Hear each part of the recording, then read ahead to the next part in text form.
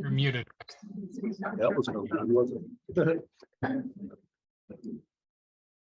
Okay. Hear me now, Justin?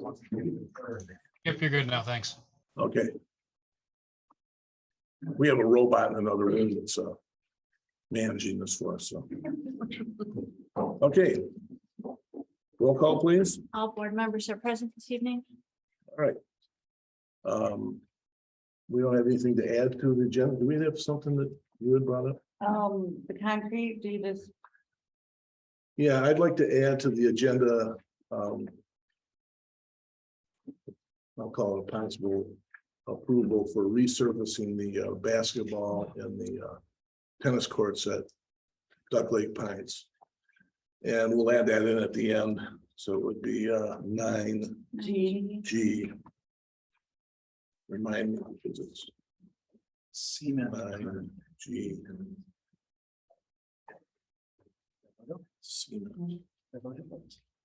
All right. So can I get a motion to approve the agenda? Okay, to approve the agenda, so there. Support. How? Okay. With corrections. With corrections. Support.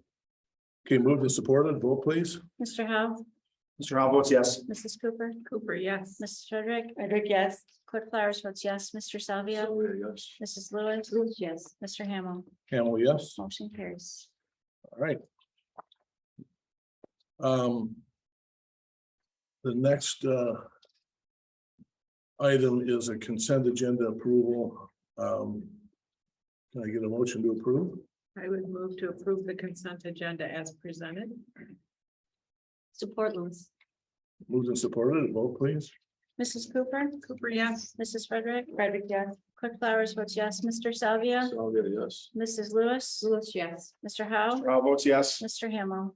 Hamel, yes. Motion carries. And the last item in that was about a seasonal part-time employee, and I just wanted to bring it up publicly at our July board meeting.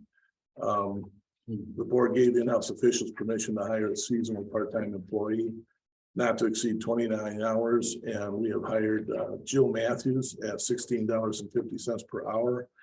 And our first day was August 3rd, and Jill is a awesome Highland resident, also a member of the Highland Township or library. And I think she's going to do a great job for us, and retired. So she's got her own, I think it's different for her. She went from working downtown Detroit to downtown Highland. So we appreciate it very much. Okay, announcements. The DDA Sounds Like Summer Concert Series. Tomorrow night from 7 to 9 at Veterans Park. It's a Journey cover band. My legs Journey. Better And, get there early. the last three have been very good. I mean, it's been very good. We had lucky weather, so let's hope tomorrow night is a lucky night. The Highland Farmers Market is Saturday, 9 a.m. to 1, and it goes through October 8th. Okay, so the next item is how can we do this to get everybody in there? This is swearing in of firefighters EMT Aaron Brill, badge number 229, firefighter EMT Ryan Cosson, badge number 232, and firefighter paramedic Daniel Ignani, badge number 233. So I'm going to let the chief carry forward to that, and if we could get them to come in and face the audience in front here, then they'll be picked up on the camera. All right. So they got to see the back of heads. Tonight you're gonna be joining us as swearing in 3 new members of our department. We have a pretty unusual department here. We're considered a combination department. We have some full-time employees. We also have some paid on-call employees. We couldn't do our job without all the employees we have. The 3 people that will be swearing in tonight, this is a culmination of approximately 2 years of training for them. They've gone through firefighter 1 and 2. They've gone through their EMT basic. They've gone through our FTO program, which consists of about 4,000 different tools they've got to learn, processes they have to perfect, and systems they have to become accustomed to. This evening, we have 3 members. First one will be Aaron Brill. Aaron Brill, come right around this way. Over here. With Aaron tonight is his wife Marcy, his daughter Addison, his mom Janine, and his sister-in-law Josie Philcott. Yes. Next person is Ryan Coulson. Yeah. Hey, Aaron, can I have you guys come up here? Okay. Oh, yeah, sorry. Cameras out there, so we can see you. We'll look at With your Brian, backs. with Brian tonight are his mom and dad, Rob and Kim, and his girlfriend Marissa. Raise your hand. Sorry, I'm gonna be taking all kinds of time from you, so. The last person is Danny Khan. Dan? With him tonight is his wife Stacy. Thank you, review. Very good. Sorry, I already knew you guys. So. Anyways, as I've said, they've spent the last 2 years learning, training, and preparing for this moment. If we can get the clerk up here to swear them in, and then we'll present them with their helmets. So if you guys will raise your right hand. I do solemnly swear or affirm I do solemnly swear or affirm that I will support the Constitution of the United States that I will support the Constitution of the United States and the Constitution of this state, and the Constitution of this state, and that I will faithfully perform the duties and that I will faithfully perform the duties of firefighter in and for the Township of Highland, of firefighter in and for the Township of Highland, County of Oakland, and State of Michigan, County of Oakland, and State of Michigan, according to the best of my ability, so help me God. according to the best of my ability, so help me God.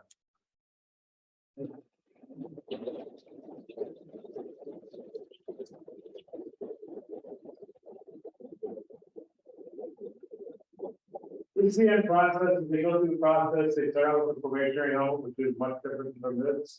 Once they get their firefighter training, they get the traditional helmet, which makes them look more like everybody else.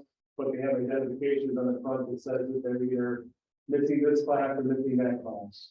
Once they complete the process, they get the helmets as everybody else wears them. Aaron? Congratulations. Thank you.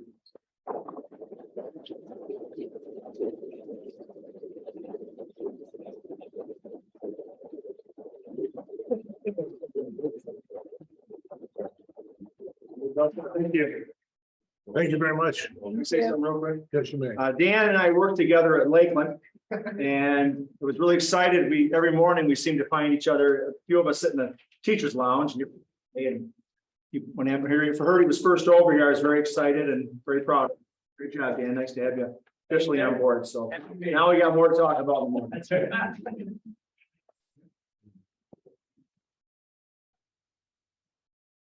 Hello. Sean Beacom calling you. I'm usually guilty of that myself, and my phone's in the other room, so I guess I'm okay. All right, next item. I don't know, what do you think? We should go for the vote conversation? I think so. So, this is gonna be a discussion. There'll be no decisions made tonight because there's a lot to this question. So what happens is we received a petition to ban wake boats and watercraft longer than 20 feet with single or multi V-shaped deep draft hulls for Upper Pettibone Lake. The interesting part about this, it only takes one person to request a petition. And it doesn't take a whole list. So the number of people that are on a petition doesn't necessarily weight the scenario. It's kind of a weird thing, but that's actually how it works. So, what we're gonna have to do is we'll have, who's gonna be the representative from the anti-wakeboard boat side? Yes, sir. And your name is? Mike, would you come up to the front here? Just so we can make sure we get it, and stand at the podium there, maybe push that forward a little bit. And speak as loudly in a normal voice as you can. And go ahead and give us your group's opinion and Well, over the past few years, we have gotten a lot of action with these wake boats. And because they throw such a big wake, they're tearing up seawall and shorelines. So what we want to do is, these are lakefront people, want to ban them along with 20-foot or larger deep V boats, because they do the same thing. And I've passed on information to you about the situation that we're not the only one, I'm sorry, only ones that have this problem. We have it everywhere in Michigan. And our lake actually is too small. It's 45 acres. That's quite a lot. So that's why we're doing the petition. Okay, is there, let's do this. Does anybody else in that group feel they need to add anything additional to that at this time? Mr. Davies, would you like to stand up and you can do it from right there. Well, I feel that any boats that are thrown any more than a 2-foot wake shouldn't be allowed on the lake. Because it's ruining the beachfront, it's washing on the shoreline. And it's disrupting boats that are parked next to the docks because it's jumping up and down.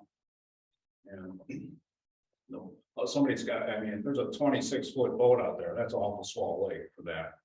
We measured the lake in one of the narrowest parts, we have a diagram up there, and it's only 200 and That's 265 feet wide. between the dock and the Shoreline. and the shoreline, and that's where problems are. And I think that the Michigan rules for watercraft, there's a minimum of 100 feet from either a dock or a swim area or shoreline. I don't know if how can we meet that with a wake boat? When it takes a while for the wake to dissipate. The ski boats are fine. They only put up a long, small wake anyway. But it's big, deep jobs that come out there that really stir up it. And it's running in the lake room. Okay. Anybody else from that group like to speak? I would also say that unfortunately, after about 20 years overdue for affecting them, kind of Jane on this, and it should have been done a long time ago, but I guess we never anticipated all of a sudden we got this issue, and that is something I think to preserve the lake better. All I would say. Okay, so any more? All right, thank you. And then what we'll do is somebody who'd like to be the chairperson for opposition.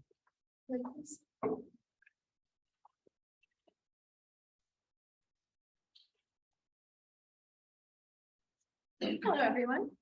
Thank you for your time this evening. My name is Amanda Gunkel, and I live on the lakefront on Pettibone Lake. Over the past couple of weeks, I've had the opportunity to speak with dozens of my neighbors about this issue. These are individuals and families that have lived on the lake anywhere from less than a year. I can talk louder. I was in the Navy for 8 years. I know how to do this. So I've had the opportunity to talk with dozens of our neighbors. And overwhelmingly, they support keeping up for Pettibone Lake and All Sports Lake. These are individuals and families that have lived on our lake anywhere from less than a year to more than 50 years, sometimes raising generations on this lake. And the lake has always been an All Sports Lake. When my husband and I chose Upper Pettibone Lake for our home a couple years ago, we chose it because it was an all sports lake where we could teach our children how to ski, where we could take them swimming with our friends. We really wanted that lifestyle. And because of that, like most of our neighbors, we've invested a substantial amount of money into our home, into our boats, into this lakefront lifestyle that we want. And the community seems to overwhelmingly support keeping it an all sports lake. In the time that I've been there, I haven't noticed any substantial beach erosion. There are hardly ever any boats out on the lake from what I can see. A lot of the people that I talk with feel the same way. I know at the beginning of the meeting, you said that you were a little bit confused because there seemed to be a lot of people kind of switching sides and people's names coming off of the original petition. I had the opportunity to speak with a lot of our neighbors, like I said, and I didn't just go to the houses that didn't sign the original petition. I talked to at least 9 or 10 households that had signed the original petition. They were unaware of the process that this goes. They were unaware that this has to go through our local state government, that it would have to go through the DNR to get a special ruling. And then what's being asked for is not a standard ruling from the DNR. And we are in risk of losing the all sports classification for our lake which could affect and impact where we want to live, the values of the homes, and the opportunity to keep the boats that we've invested money in. So I'm coming here today on behalf of my neighbors and of my neighborhood in whole, a lot of whom were contacted about the original petition, by the way, because they weren't lakefront, but those are still people that pay into the HOA, that pay for things like maintaining the boat dock ramps, that have access to the lake, whose voice needs to be heard. So, oh, excuse me. So what I'm asking for today is to just please consider the fact that, and I respect you gentlemen, honestly, and I'm sorry if you feel that the waves from these wake boats are tearing up your lake, but I don't know that there's any real evidence to support that those beaches are being washed out by anything more than the big windstorms that we get. Windstorms so big on the lake that I can't even keep my umbrellas open most of the time. Or just, traditional wake off of the pontoons or any other boats that are out there. And so in conclusion, I'm just hoping that we think of the neighborhood as a whole. Thank you very much. Thank you. Anybody else like to make a comment? Yes, sir. Yeah, I live on the lake also, and just a comment, I haven't noticed anything particular since the wake boats have been on the lake. They've been only a couple of years. But every year the shoreline changes. The 26 years I've been there, some years, matter of fact, I probably got a foot more than I had when I moved in. And some years it's scalloped and taken out, other times it's not. So I agree with Amanda that until we see some evidence of the lake boats specifically causing that problem, that we shouldn't be banning them.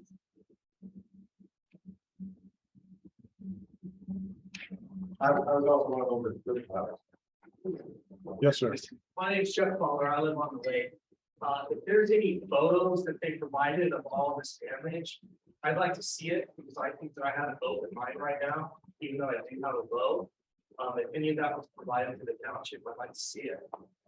I don't believe we have Any picture. any specific pictures of damage. So there's no specific pictures of any damage. Right. Related. Yes, yeah. I'd like to say that we bought our house a little less than a year ago. We moved to Highland, which is another amazing community, but we made the choice to change for a reason. We wanted our kids to live a different life. We wanted them to get out their iPhones and get outside. We bought a tiny house on Upper Pettibone for almost $500,000 because it was an all-sports lake, and that's why we picked it. We could have picked Duck Lake, we could have picked White Lake, but this is a family lake that we weren't getting wasted out and driving crazy. It was a clean lake that we could put our 24-foot open bow rider on. Teach our kids to ski, teach them to get up there, teach them to bow ride. The busiest day we have seen is maybe 9 to 10 boats. I've looked up all of the science. I've looked up to the national guidelines of wakeboarding. I've looked up the pollution of a 17-foot boat versus a 28-foot boat. There's nothing, this gas, these things that you're saying are scary. There's no actual scientific facts to do this. We live there now for a year. We put a brand new beach in. Everything, our kids are off their phones. We're on the lake. We bought a boat. We paid a ton of money for this all sports house. And now to think that it can be taken away is really unfortunate to us. And I get you're not saying we can't do all sports, but the process is that it's going to go through. And where we're going to go through as a family and lawyers are going to be involved. When we honestly were trying to get our kids off the phones, we get them on the link, which has worse. I haven't seen the downfall of it, and I'm so sorry the beach is eroding. But we put a new beach in last year. We bought the house. It's perfectly fine. We put a mat down. Someone with a 15-foot boat that comes way too close to your shore because they're being a dumb driver is the exact same effects they're going to get as a deeply wake boat staying way out. There's no difference. It's the driver. And that's why we all are a community on this tiny lake and all know each other. We're such a neighborhood where you can go talk to that neighbor and say, hey, you were driving crazy. You just took 2 inches off my beach. But that's the lake that we have. I'm asking you to not take that away because it's a really family lake and I'm so grateful for him. No question? Other outsiders that have access to that lake? Yes, sir. There is no public access, although there is no clear universal definition of what a private lake is in Michigan. And technically, any lake actually does have public access. I'd like to state that I've been there 3.5 years now. My wife and I, we can have a boat. I just do not, and I own a fiberglass repair business. I restore boats for 4 years. I just don't see the evidence of any erosion anywhere except for a small part of the lake. And by the way, it's not 45 acres, it's 55 acres. It's over 122 live springs in the water. I just don't see that. What the issue is with wake boats for as little as they're out there. And when you stay away for a boat, okay, yes, they can be deployed. I think when I saw transom there, does create a wake. But they are no more than 15, 20 miles an hour. And they're being pulled, basically a surfboard, about 15 foot deep, right? Yeah, somewhere in that range, right? Okay. And as much as we've seen a wakeboard boats out there, maybe a half a dozen times, even including the holiday, 4th of July weekend.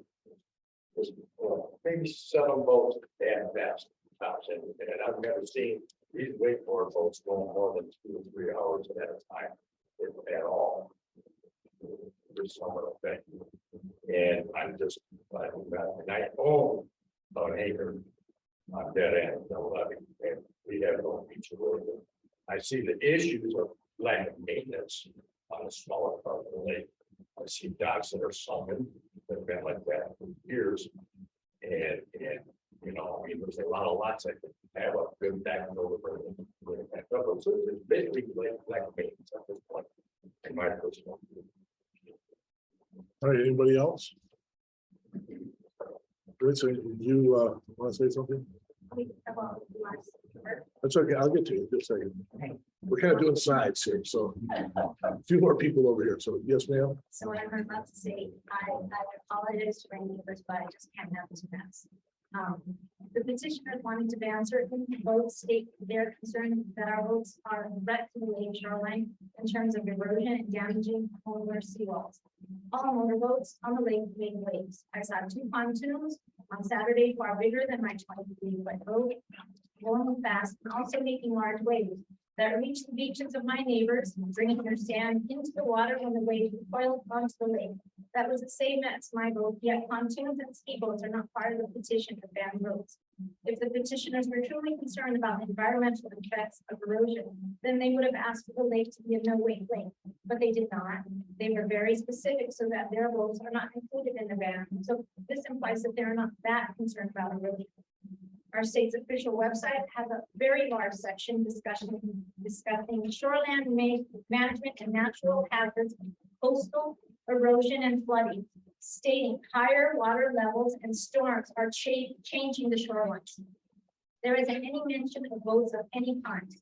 The Environmental Law and Policy Center website attributes stronger winds and heavier storms, exacerbating erosion, beach loss, and damage along the shore. Again, no boats of any kind attributed to this problem. We had a thunderstorm the other day. So much water dropped and strong winds were whipping the trees. That water flowed into the lake and took out some of your shoreline soil and sand. And everyone in our subdivision knows that after a large rain, the hills in our dirt roads have large cavernous openings on the sides created by the sheer amount of water moving through. It's not our boats that is causing the erosion problem. It's Mother Nature. We're not responsible for the weather. If you are truly concerned about the shoreline erosion, put native plants around your shoreline and have those take root. It's all on the internet. Check on Michigan State website. That's how we protect erosion. Please don't use our boats as a scapegoat to a naturally occurring situation. And please keep Upper Pettibone and all sports lake. Thank you. All right, Yeah, I agree with a lot of that of what you said. And we're not trying to take away the all sports lake category. Because we still say the speedboats are there, the pontoons, jet skis, etc. And if you, have you guys looked at the study from the University of Minnesota? Yes. Okay. Well, good. And it shouldn't be a back But and forth. I It just should be want to make sure that you guys were aware. And I also sent another presentation. I think it was over the weekend. And that has more information supporting the folks that make waves. And it means they need more distance for the wave to become an acceptable. Okay. I Go want to, ahead. I want to address that on two people. One, the minutes of the study that you're actually talking about, would not be something that we would consider. They had 4 votes for 6 feet on 1 minute. That's not, that wouldn't be something that academic research would put it in the cap on. Further, they even said that they would not have the Minnesota legislature, based off of that study alone, what to do regarding lake surf boat. Further, when you address the issues of seawalls, the problem with that is that by taking away natural vegetation, you're actually creating more problems. And part of the problem with that is that when the water hits, it has nowhere to go, and actually it can be more damaging to neighboring properties. So maybe one of the things that we need to actually be addressing would be more what kind of protections we're talking about putting on the lake, because those have actual negative effects that can then also impact your property values because you're impacting the water quality. Further, water and riparian laws are very tough to figure out because while the state may enact something, we don't necessarily know that the courts are going to see it the same way. And I think one of the things that would be really helpful is if Matt Schneider would talk about how a law like this would even be enacted, because this is not a clear process. This is not as simple as asking for you to put into law a local ordinance. It involves going forth and talking to the DNR, which brings in other issues, talking about whether or not do you have voter registration, do you have your proper life vests, do you have docs that go in and out, are they the right length? All these different questions that start coming in, and it's not simple. And unfortunately, there is no precedent through Michigan law that says that you can ban one type of watercraft. So, or size. So even if you were to enact an ordinance like this, we don't even know that it would be preempted by state laws. So I think if Matt Schneider could talk to some of that, that would also help. Mr. Lieutenant, would you like to discuss that?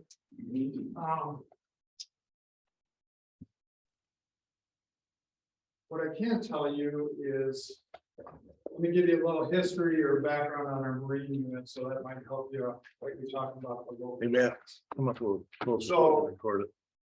Our marine unit, Oakland County has 450 named lakes, they patrol and will take complaints on any lake in the county. They are part-time seasonal marine deputies. They are grant funded through the state. So what they enforce is state law.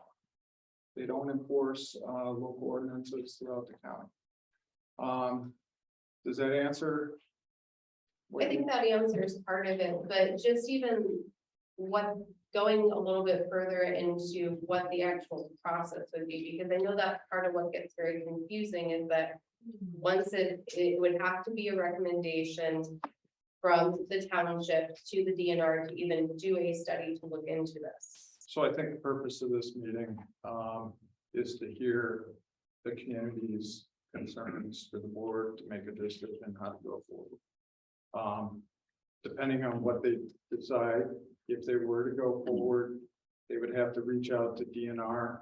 I've been out of this a long time. I can't speak specifically to the process, but my understanding is DNR would come in and do an investigation on your lake. Part of that investigation would be reaching out to Oakland County Sheriff's Office to see how many complaints we've got on that lake. They would pull their own statistics. They would conduct public hearings. They would do this whole investigation involving all these things, and then the state would make a determination if they're going to do, a special rule on your lake. Lieutenant, how would you know how many citations or complaints that we've gotten on our lake in recent years? It's been a while. And I can't say specifically because I don't have that data. I've reached out to our sergeant in the Marine unit to see if he can pull that data.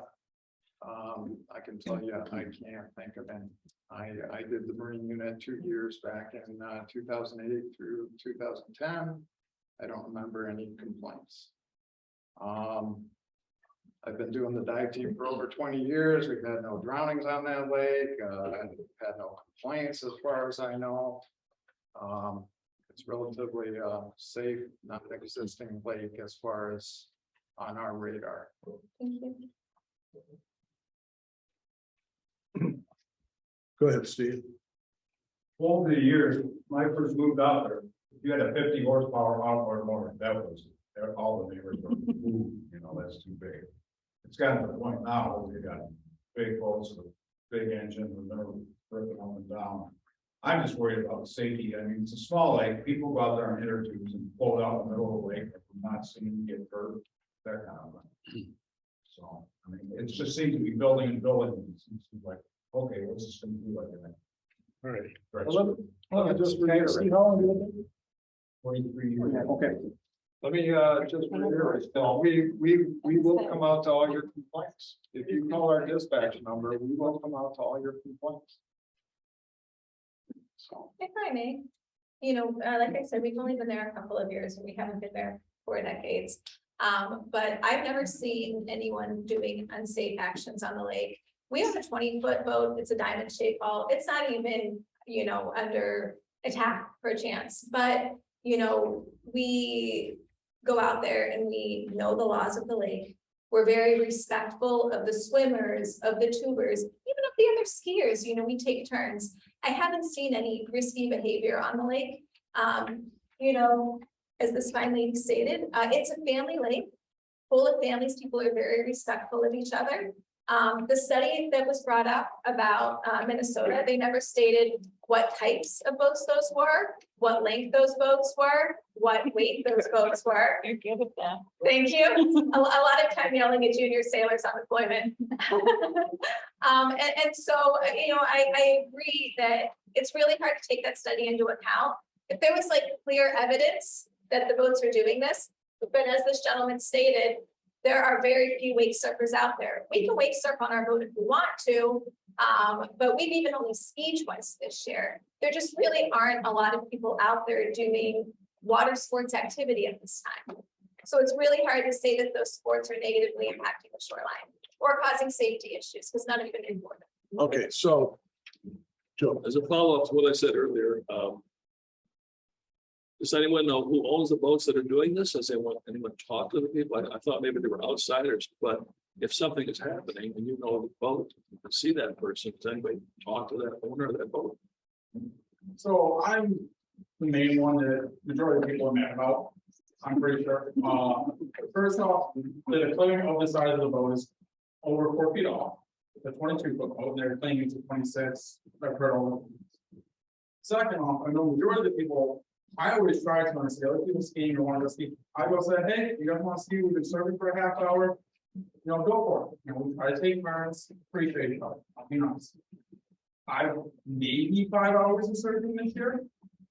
I was out Saturday from 3 to 6. There was one person in the water at the point. Talked to them. They told me, go surf and have fun. We still are here to surf ball. You know, I talked to smaller, there's 1 or 2 pontoon boats up this whole time. Saturday is beautiful. I mean, are we trying to change all that? I surfed maybe 20 months. I mean, I've had 6 hours of surfing on the road this year to get here. okay, so I have a solution to this. Lieutenant Snyder, go get this guy, cuff him and haul him out. We're all good. Just kidding. Hey, I would like to just take 1 minute. All right. We've been on this lake for almost going on 50 years. We've raised 4 kids. And we enjoy it every time we talk about moving, we say, why would we move on? We get great neighbors, and I honestly believe that. We have super neighbors. If we ever have a problem with guys that have complaints, just come and talk. I have never talked to anybody that's ever given me a hard time or anything. And we've been out there for almost 50 years. So I just appeal that got a problem, let's get together, solve it, and I think everything is gonna be just fine. We're good neighbors. I agree. We wanna be. Okay, we're gonna have one more comment. I'll let you repeat if you got something else to say. I was actually gonna say, from the majority of my neighbors, that I always had easy time. Years ago, someone on the lake that was on the other side of this. I was planning to check about 5 o'clock, I think it was Thursday, I don't remember exactly. I had someone with them. I stopped with my wastewater going to have a conversation with them, like I tell her outside. They're on their own. Because I didn't pull up to their dock, they yelled profanity at me. And now the only other, and then they've been recording me, and it sort of makes us feel extremely uncomfortable. And if I had minors on that boat, I'd probably take it out. So people with small children and stuff, I mean, I wouldn't be happy if I was going to report out there by the same person. Okay, so one more. You know what the beautiful thing is, that everybody's missing out on the phone. People have lived a long time, lived there a long time. I probably have more property on that lake than just about anybody. And so, you know, for 30 years or whatever, everybody got along and it was, you know, kind of cool, like you said, this guy could talk to this guy or this guy.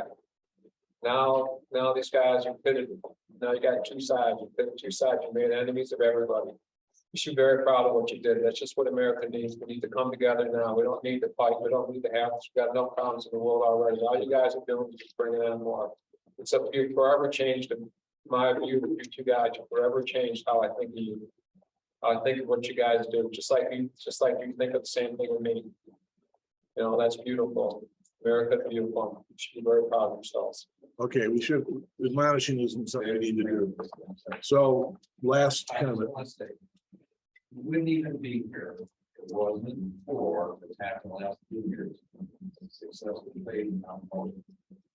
And they brought everything to their attention. Nobody likes to take them, a bunch of stuff. Now, on the other hand, I would agree. Talk to the international, we do need to restore the access to our life. That use, but there was no reason to have this kind of excessive use so that they can fall on. And I mean, I can see maybe we're just upset ourselves about this excessive amount of grade coming into our dock. It was, I mean, so that's why we're here. Okay, so all right, so that's we got to put a stop to that. Not because we don't want any more conversation. I think we got a pretty good point from both sides. The issue still is somebody brought a petition for us, and here's the process that would be involved in this. We put it on the agenda. Generally, we put it on the agenda, and which we did do. We acknowledge the request and file it. And in this scenario, what we would do is I will recommend that we table this for further information. And then as a component of that, you got to consider scheduling public hearing to listen to public comment about the request. We have to authorize staff to draft a resolution for consideration at a public hearing.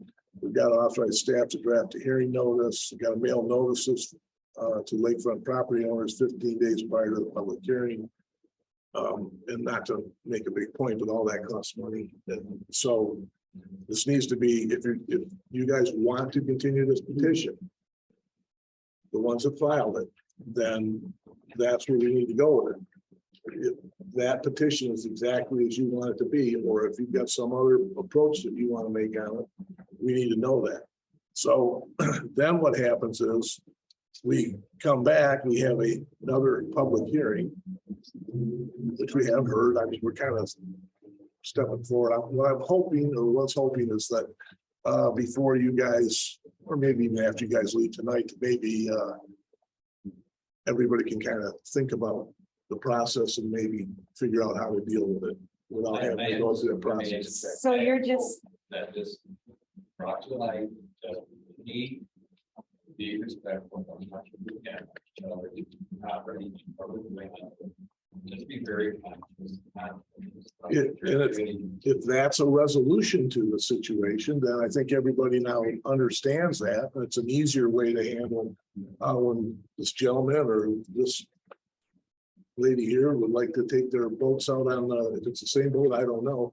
But if you want to take your wake boats out, and if you're courteous and you're either gonna wipe out all the Phragmites on the other side, which wouldn't hurt. I would appreciate that. You know, maybe that's something that could be a new system for doing that, but, you know, keep it as far away as possible. Just maybe if everybody could kind of maybe put together a public meeting on your own and sit down and hammer out that before we go through any process. So then the next step is a public hearing.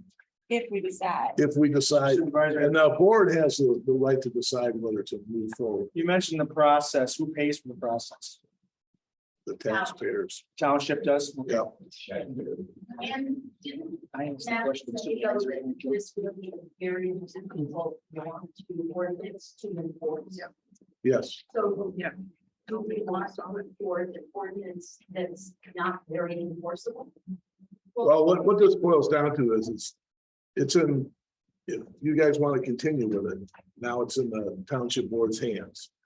And we have to look at all this stuff. We as a board are gonna have to make some decisions.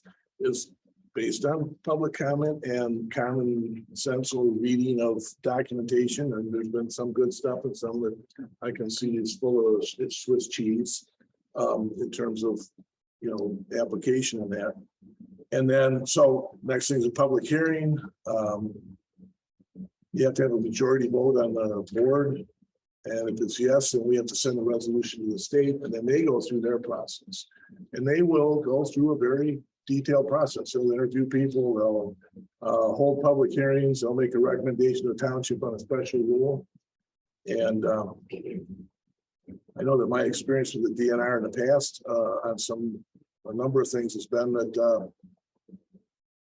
the people who make those special rules are people who a lot of times engage in activity you're trying to stop. So we don't know that. You don't know what their opinions are, how they're going to do it. They'll use some common sense, I hope. Isn't the bigger concern though, than you're talking about if we can come to a resolution, but basically what you're actually saying is that we have no control once it gets to commission DNR what the resolution is. They can choose, usually what they do is something like a no wake lake, no wake areas. They might have greater setback distances and stuff. We don't have to accept that. You don't have to, but those are usually what they are. So that means that if you're talking about a resolution based on the petition, doesn't that necessarily not really mean anything? It's one of those things that do you What, want well, to, I guess what I'm do trying to you- point out whoever is it wants goes this. beyond your hand. yeah, whoever What it wants to do means is, like, this, even if it becomes a theoretical resolution, if it goes to the Michigan DNR, we lose a lot of the control on both sides. That What could time? happen. it could happen, Anything can happen. especially if the So township, that's something that we need to take into consideration on both sides. yes, you should. And with the DNR, I'm sorry, with the DNR coming out to our lake, isn't there a possibility that it could cause a lot of additional trouble for some of our neighbors?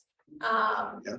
And do we really want to put everyone through that, especially when a new law might not pass? It might just be that the DNR comes out, makes things really tough and expensive for some of our neighbors. Nothing happens in the end.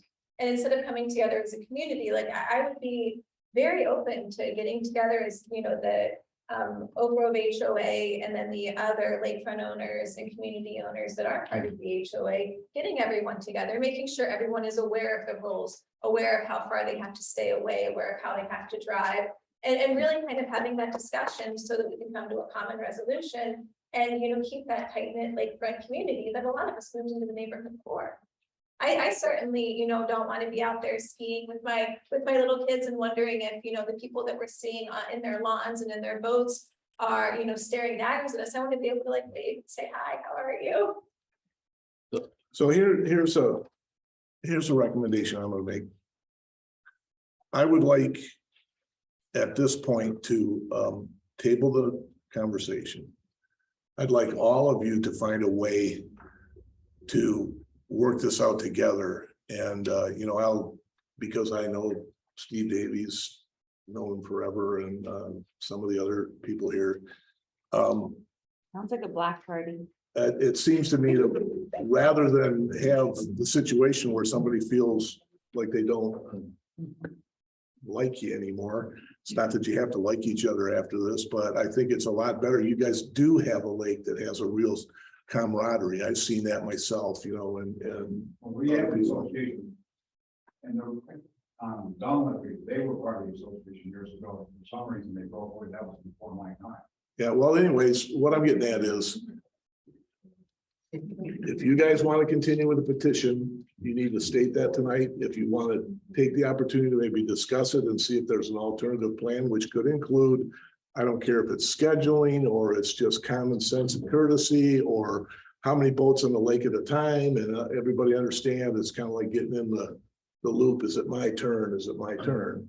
And if you could come up with something like that, then put those rules yourself to the lake and pass that around the HOA and make that work.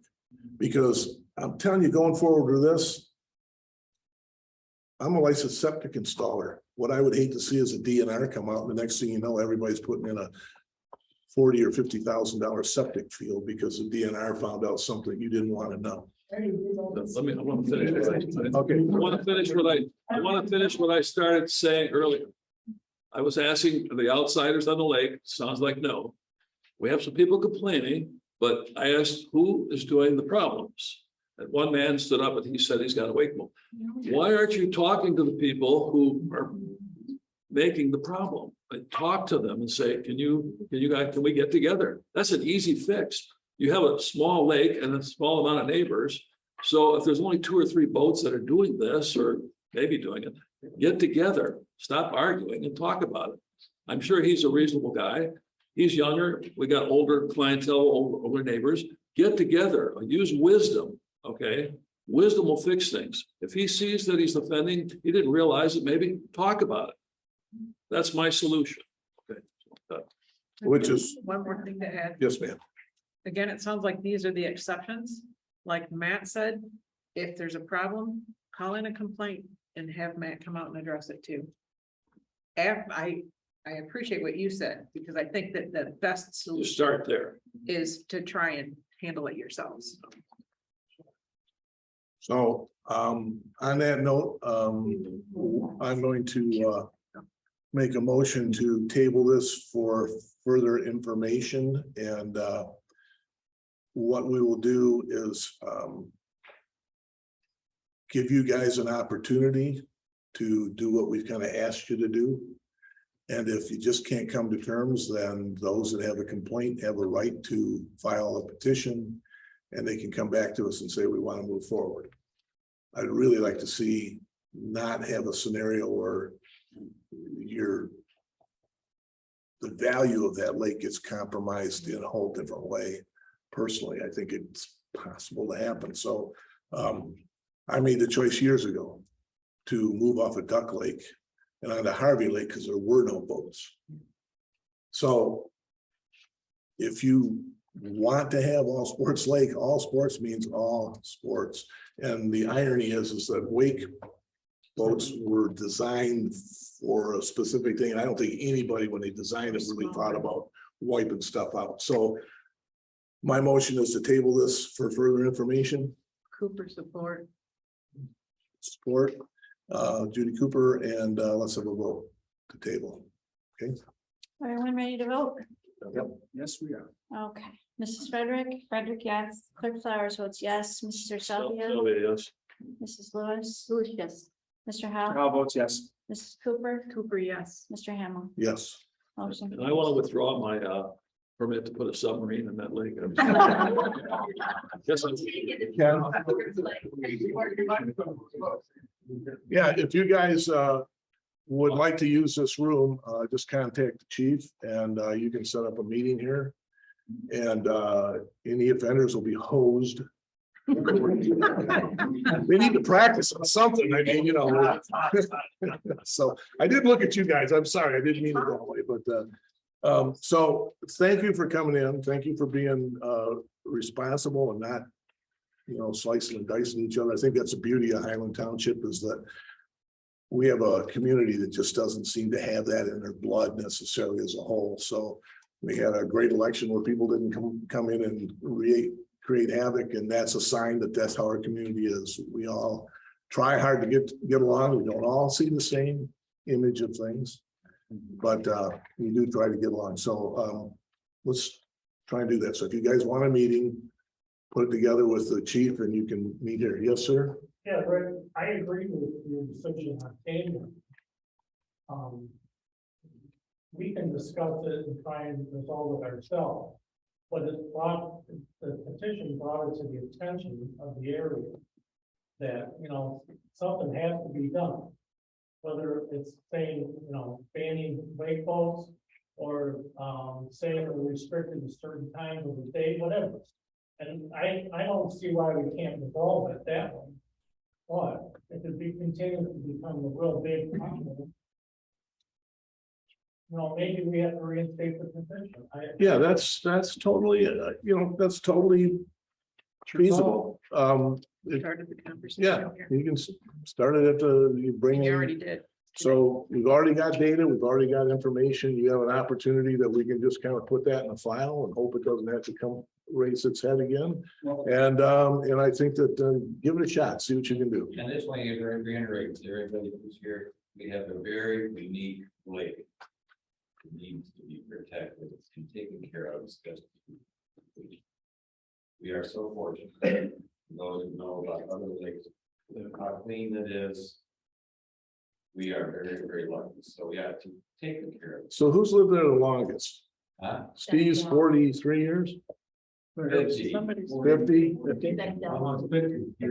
Okay, so they used to harvest ice on that lake, and I'm assuming 1929. you've been there since the ice was on the lake. So, all right. So thank you. Some of our neighbors, Okay, hold on a second. some of the neighbors I talked to, they couldn't come out tonight.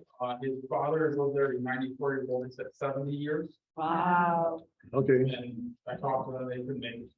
so he was there when Mastodons was. Thank you very much. You don't have to stay for any additional if you don't want to. Try and get together, try and have a meeting, try and set up some rules or guidelines that you can follow and take it from there. And if it just doesn't work out, don't kill each other in the process. Bring it back. But remember, we have the right as a board to consider it or not consider it. That's the key. The word is consideration by the board. So if we also feel that as a lake of the community, are we setting a precedence that might create issues on other lakes that don't have the problem or apparent problem? And that's something we have to look at the whole community. We can't just look at one lake to design one arrow for, you know, what appears to be a problem. So I don't think it's really a problem, but it's a potential to be a bigger problem. right. So your word potential is a key.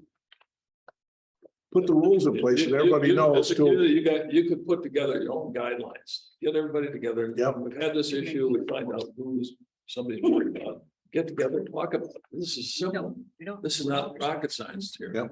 Okay. When I first moved there, everybody was kind of taking, there wasn't most of people.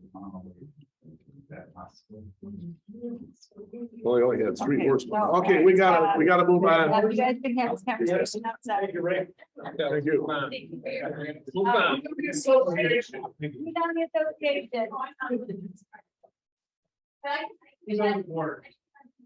That's tough to do. Okay, that's good. We got an email, I think. Context, we'll set it up. Just. I'm giving them out. We got an email on that too.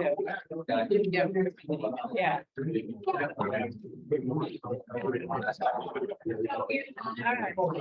Joe, you cannot leave. Joe,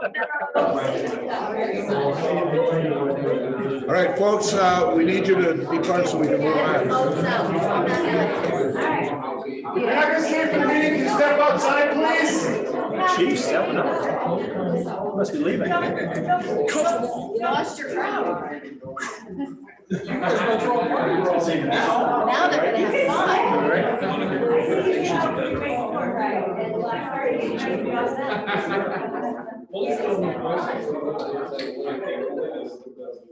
I don't follow them, stop it,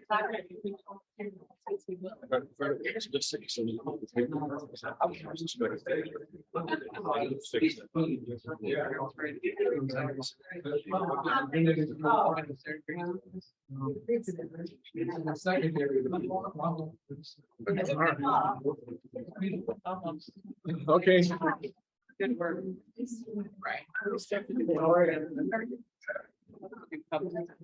I think that went very well. Oh, it did. That was Still very do public comment.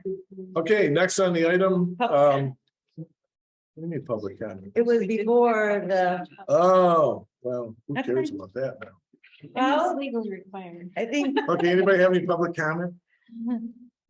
Glad it's over. What's that? I'm glad it's over. Thank you. Right. Yes, Chief has public I'll comment. be short, quick, and to the point. First off, I'd like to thank the board for the support over the last year, allowing us to ask for the millage. I'd like to thank the citizens for approving it last Tuesday. We're very happy. We're very glad we were given the resources to provide the services we do. Thank you. Thank you for. I just wanted to, talk about what a great, how smoothly the election went. I had the privilege of working in a precinct and I haven't done that in years. And, the chairman, she made sure that everybody knew every station and, it ran just like a top. It was a really good I experience. heard a rumor that Judy was confused, though they didn't have the old books with the magic, but start with the highlighters. So is that true? Computer, what is this? What? I just want to thank everyone for their support and everybody had their little part was that they good. did and it helped to make it go good. Wasn't a real big election. I think we'll see a real big election in November, so I will need your continued support.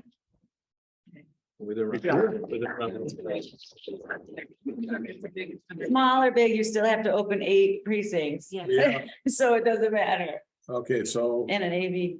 I think I did pretty good only for getting the public comment. I warned everybody from the You beginning, did well, yeah. so, all right, item B is Harvey Lake Estates crosswalk petition. So, I'll give a little, format on this. I got a phone call from, an individual who's in the audience, Nicole King. Nameless. And she lives in Harvey Lake Estates, and she asked me if I would come and look at a situation, and I met with a couple of individuals. Ironically, I showed up on my tractor because I was driving it home, so. Green Acres. There's your classic. Mr. Haney show up too? So anyways, they have a beach. Their association actually is comprised of 2 sides of the road. Shevchenko, which is on the north side, and then Pruitt and the others are on the south side. The majority is on the south side. But they have a beach that has an entrance that's right on the low spot in Wardlow Road. And it's a dangerous spot. They have kids that come from the other Shevchenko side, parents and whatever.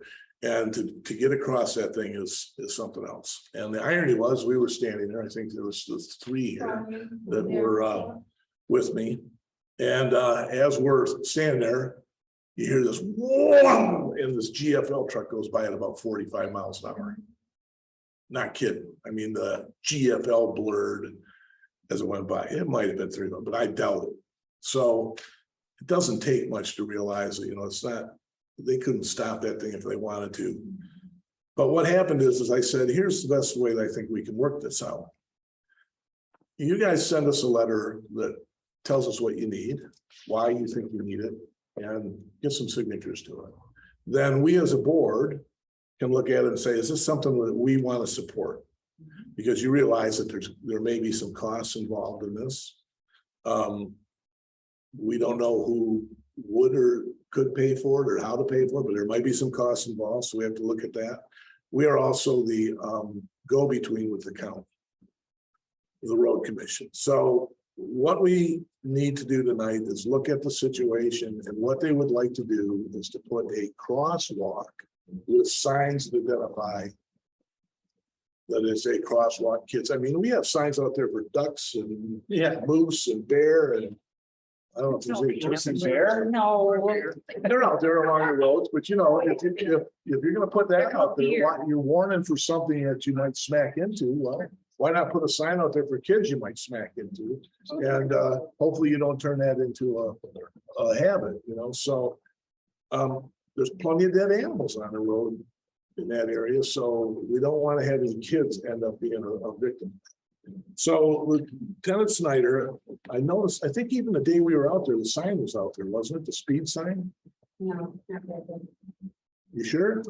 I think he said it on both sides, going east and west. It was on Friday, and it was just, I think, removed ironically like the day before or something, because Brian he lives right on Wardlow, right? So anyways, timing wise, we had the speed limit sign out, so Can you take like tracking off of that, Matt? I'm on it. Oh. And Matt's up on it too. So I talked with Lieutenant Snyder and I said, can we get data? I was going to. Can we take data from the sign? So what we chose to do was to look at every one of the residents, get their license number. No, we didn't. I'm just kidding. It doesn't get used for that, sorry. So anyways, this sign has the ability to be able to track time and speed limit in terms of how many people went through at that time and how many people were over the speed limit or on in a safe zone. So what there is there's multi-colors here. And there are, the first one is compliant, that's green. And then there's low risk, which means it's probably 40 to 45. Then there's medium, I don't know, it might be just 40. And then there's medium risk and high risk. Is that how much over? 1 to 10 miles over, 11 to 20 miles. There, over. is that right? 11 to 20, It's 35 miles an hour. 21 plus. Yeah, so I think it's, Oh, They're 10-mile. yeah, so it's 1 to 10 over is the low risk, 11 to 20 is medium risk, high risk is 21 plus. So what it boils down to of the it was a 21. 2,138 vehicles that passed by on what date was this here? The 7th, let's see, 19th of July. And that was from 7 a.m. to 2100. 2,138 vehicles. 1,315 were in the green. That's all we picked up west. Oh, Yeah, so you only get a one-way traffic. 753 were within the up to 10 over. so that's 40, up to 45, 67 were, up to 55, and then 3 were 21 plus. 56 or more. That was my track.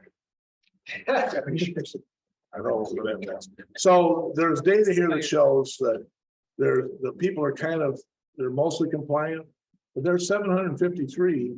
So I don't know what that percent is. That's almost half. That's only going one way too. That's Yeah. That are not compliant. probably double at least. So this is good data to be able to use for. Yeah, this is all, Yeah. there's graphics and everything. We can make a copy of this, but we'll put this together in a file. And so what I'd like to do is I'd like to make a motion to authorize the supervisor to make the necessary introductions at the RCOC and express the township's support for the request of remedial measures to address this traffic concern. So the remedial measures will be to try and get signage, white lines on the road, all the things that can make it as obvious as possible to begin with. Well, that's what I was saying. Yeah. There we push the button. Yeah, you know how expensive those are. They can- Well, county's got money. they think No, the county- county won't put, will not. Pictures of three different kinds of I just- signs. But anyways, what I we'll second do, your motion. so this is the motion, so we got a second on the motion, Frederick, discussion, anybody want? I was thinking the same thing Joe was. I know they've added that finally, the bike path that crosses General Motors Road. It's not the same exact thing but it is in a way, it's a crosswalk and they finally put those up this year. Sure feel a heck of a lot safer. It's not stopping traffic, at least it's warning them. well, I know they're expensive, but man, if one kid gets killed. That's the thing, that is the. That is the thing to me. that's our- Now, you're talking about the push button. Yeah, where you push it and actually, it's like a strobe light effect, but at least you can see it. Well, those can be as much as $200,000. Well, that's Just get one. the AOA, your HOA probably a lot of money, don't they? There's for Leonie?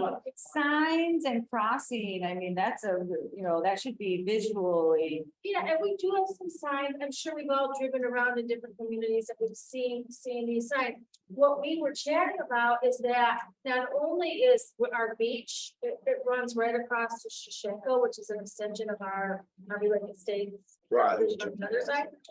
Yeah. There's also a bus stop there too, so there's that added concern, right, with the kids there.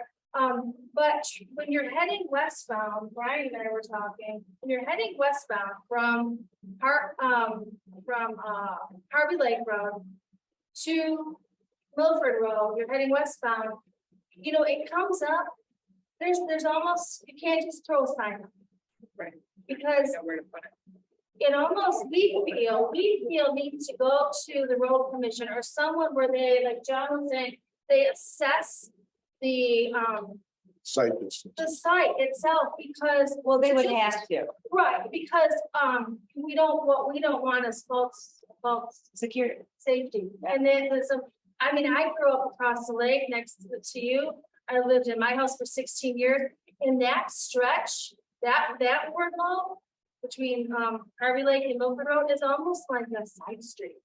That's paid. That's supposed to be 35, but that is a quick job to the other side, So we all see it.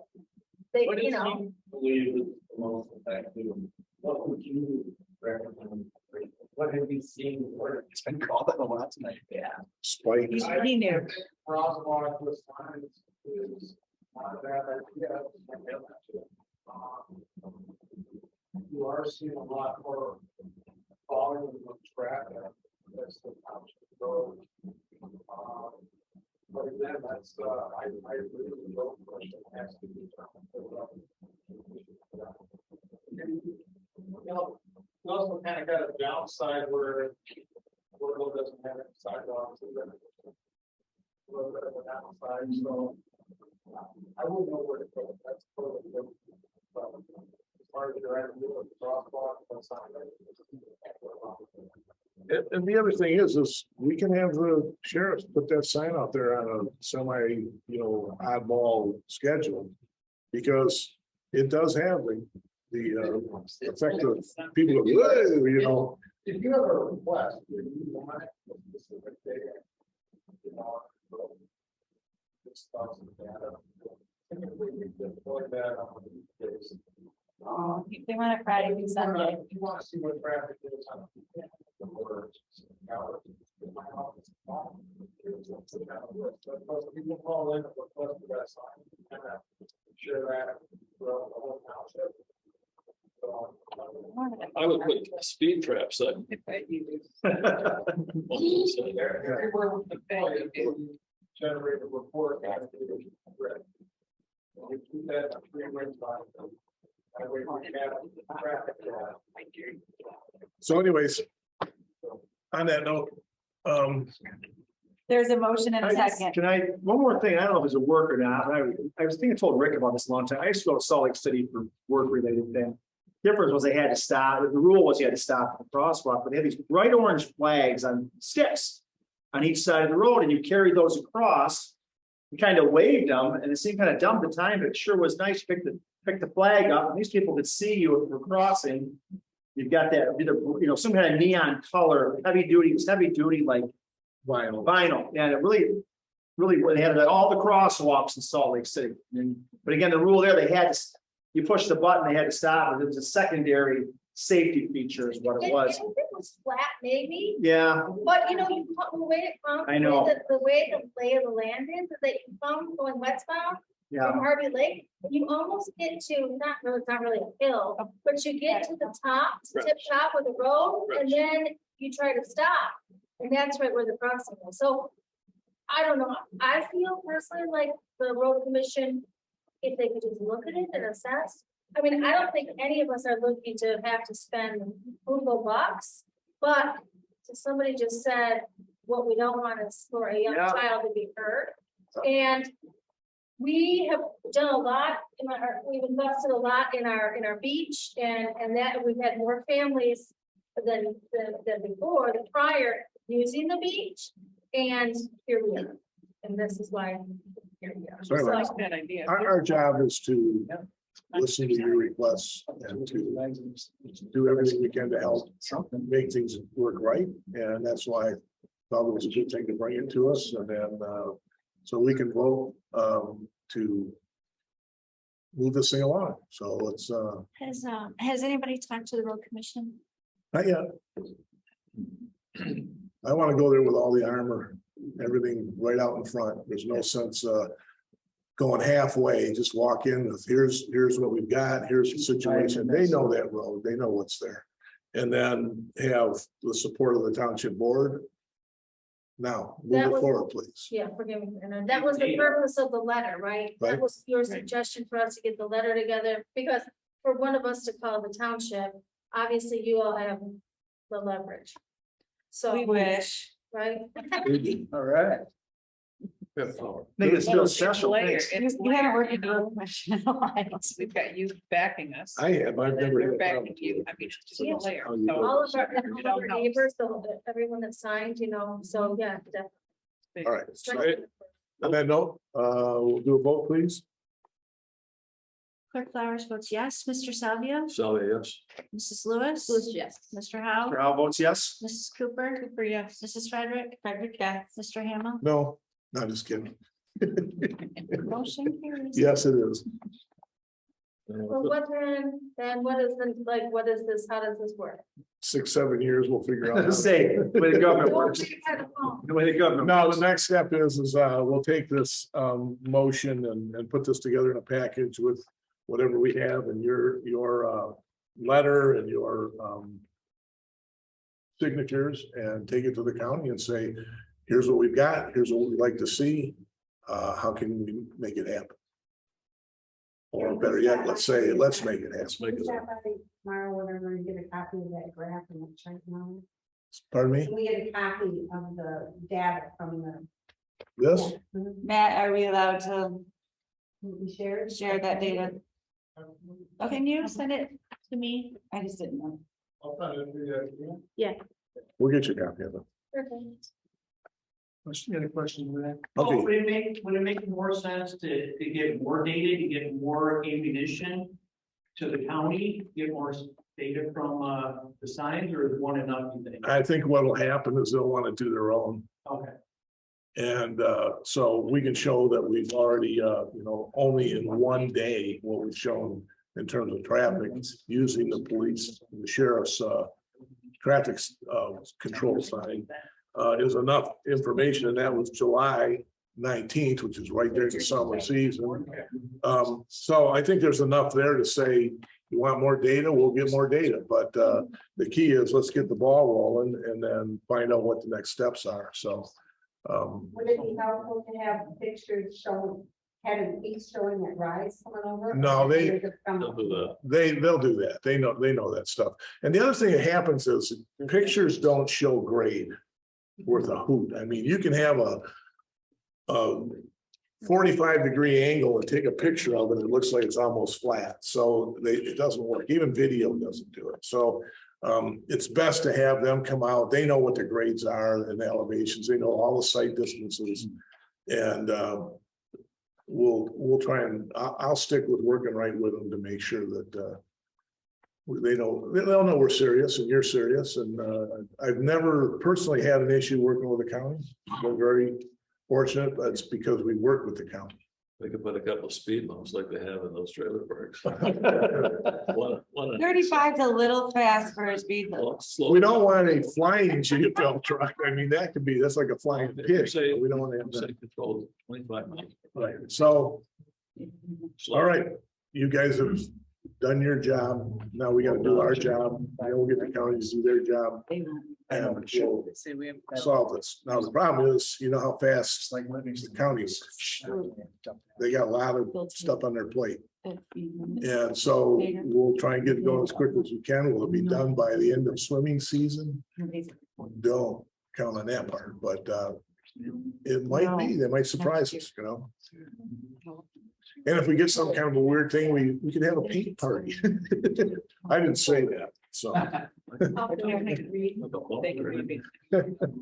So thank you guys for bringing us forward, and we appreciate it. You don't have to stick around for the last couple of minutes. Put a couple of holes. You're welcome.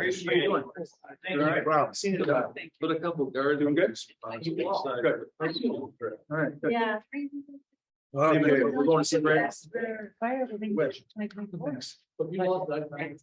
All right, next item, Jenny, is this your bag? Yeah. Good. Resolution 2212 to establish millage rates for the 2023 budget. No, I was reading the title. She's trying to introduce the next item. Sorry. We're being friendly. I move to approve resolution 2212 to establish millage rates for 2023 budget. Super support. All right. Any questions? So this just calls out the millage rates on the resolution, and then the form behind it is the, tell me, Judy. 4029. Yeah, the 4029, L 4029, and that's what we sign and send to the county. So we can levy. It goes to the state, so the state knows how much your taxes should be on your income taxes. County Board of Commissioners. And you're, Yes, okay. So we had a motion in and a a second. second. Can I ask real quick? Yes, That close, but what is this rate? What is this rate compared to rates in the past? so they reduce because of the Headley Act, Okay. except for the township, the operating, we could levy 0.93, but we actually levy 0.6. Okay. And anytime years. we could go to 0.9362. I'm not reading the four numbers. Police went down, so you can see in Yeah, here. line 4, let's see, that was the original line 4. Line 5 is what we did in 21. And this is the You're talking about column reduction. 5. for- Yeah. So, Yeah, they Okay, have- well, thanks. I said Yeah. mine. Okay, column. I knew if I asked the numbers, ladies. Sorry. it's- Thank you. It's a freaky thing. Yeah, so that's just it. Somebody's got to do it. All right, Thank you. Yes. no further discussion, and we'll vote, please. All right. So, Mr. Savia, Somebody else. Mrs. Lewis. Lewis, yes. Mr. Howe, Mr. Howe votes yes. Mrs. Cooper, Cooper, yes. Mrs. Frederick, Frederick, yes. Clerk Flowers votes yes. Mr. Hamel, Emily, yes. motion carries. Okay, next item. I have to apologize, even though I wasn't responsible. I have to apologize. This next item is an impossibility to understand the way it was presented in this package. I'm sorry. Impossibility. It was very impossible. So what it, Maybe about here. what it boils down to is, Cell Company sent us a request to redo To amend the existing lease. amended existing lease. And in the process, they had all these things that they felt they wanted to do, and they gave us 3 options. Yep. Three Three options. Whoops, So- that's it. In any event, what happened was, if you even could find those 3 options, it got plopped in somehow, and sometimes when you do these PDFs and they're a bunch big package, I don't know how they get slipped around, but however it got sent. So the first option was a perpetual easement where they would just give us a lump sum, 417,000. Which tower are we talking about? This is the one at Clyde Clyde Road. Road. It's No, by the library, we've already amended. That's right. So Fire Station 3. Oh, yeah. Okay. The second one, 8 additional lease periods of 5 years each. And so that would go out to 2074. The rent would increase immediately. And Here we go. every 5 years, it would go up 15%, and we have a $20,000 signing bonus. The third proposal is 8 additional lease periods of 5 years each.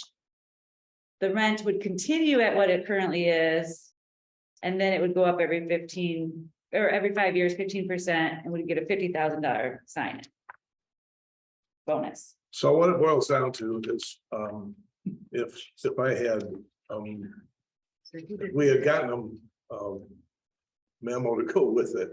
Would have made the motion, I would have made the recommendation to accept proposal number 2 because it actually is the longest term that gives us the biggest net return. And you've heard me make the comment, don't cut down the money tree. Exactly. Look at the first one, you know, sell it for $417,000, you just cut the money tree down.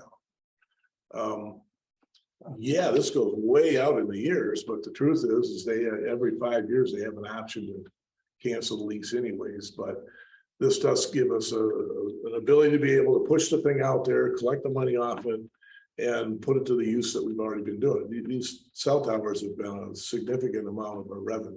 My only question is this, it's kind of like getting a lifetime warranty on something or getting a gift card for somewhere and they go out of business. Not to say Verizon will go out of business, but what if they're not around in 8 additional 5-year periods? So Something's gonna be different then. They're gonna No, want but some I kind agree, of but what- equipment there. But what if, I'm just saying, I'm not Yeah. saying I'm in favor of any of Yeah, these, yeah. but it scares me when we're going out so far. Yeah, I get, don't cut off the money tree, but I mean, $417,500 is a lot of money at one time. What if we don't collect that somehow in some way, because you just don't know? I mean, there's always that, I mean, hell, Verizon can go out of business, I doubt they ever would. I know my Verizon service is getting crappier on my phone, it seems like. Right, so I have your same concerns, and even our attorneys can't really see the future or Right. say what is good or bad. They offered to, you know, I mean, this doesn't actually expire for 12 years. Our current lease doesn't expire for 12 years. So we're renegotiating, want to renegotiate. Yeah, so. Why would they want to, is it a better deal for them? It's so they can get carriers, Okay, so that they say, look, we have this solidified. okay, So at the library one, we renegotiated, had an amendment. So they had Sprint and T-Mobile, they took off T-Mobile because they merged. So we lost $3,500 a month with no say in it. And unless they get a different carrier there, we won't get that back. okay. I'm just, that's my, that's my I only know, concern. we I have just- all It's a those. long way, I mean, Well, the thing you have to look Yeah, at it's how. is It's a long way out in the the future. $2,250 a month. Yeah. As long as everything is going hunky dory, you're getting $2,250 a month. You decide to chop the tree down, you get $417,000 and no more money. but the key, And the other one stretches it out and you get a signing bonus of 50,000, so you get 30 extra grand. But when you spread it over time, it's a loser. And so the key words were as long as everything goes well. And I'm not saying it's a bad deal. I just worries me because I know you get a lifetime warranty on something and they go to business or Something get that happened gift card at the restaurant, they're closed. where when they no longer want to manage our tower, then we would, you know, try to get it from them and we would own the property and we would Okay. lease it out. or require them to tear it down. Right, So depending on if it's. the true thing you have to look at, why in the world are they projecting out 37 years? I know. Exactly. Because And that's they the other side. know that those towers have a darn near perpetual value.